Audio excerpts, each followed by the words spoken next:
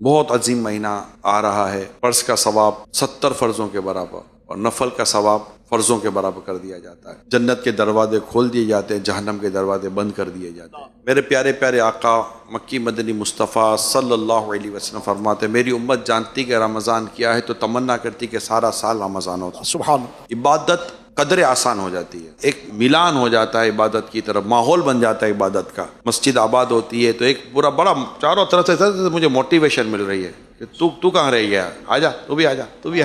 پھر تراویح، یہ رمضان کی خاص عبادت ہے، تو پوری ماہ رمضان 20 رکعتیں پڑھنے کی نیت کر لے۔ اللہ توفیق دے تو خود سے کم از کم ایک قرآن ختم کرنے کی نیت کرے تلاوت کے ساتھ۔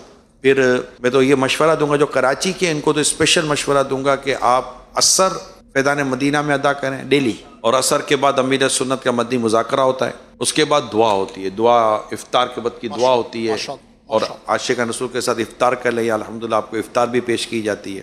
پھر رات مدنی مذاکرہ ہوتا ہے تراویح کے بعد، اس میں شرکت کی سعادت حاصل کریں، تو یہ علم دین سیکھنے کا رہے گا۔ ورنہ مدنی چینل پر تو دونوں پروگرام لائیو دکھائے جاتے ہیں۔ اللہ توفیق دے، آمین۔ اور لگتا ہے کہ یار اس بار ہو ہی جائے، یہ کہتے ہیں نا، ماشاءاللہ، تو پورے ماہ رمضان کا اعتکاف کر لیں۔ ابھی نیت کر لیں، اگر نیت سچی ہوگی اور زندگی ساتھ نہ بھی دے تو کیا پتہ نیت پر اٹھنا نصیب ہو جائے قیامت کے دن، کسی نیت پر اٹھنا نصیب ہو جائے۔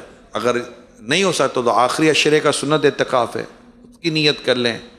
ورنہ جتنا وقت اللہ نے توفیق دی ہے اتنا وقت معتکفین کے ساتھ مسجد میں آ کر گزاریں۔ ماشاءاللہ۔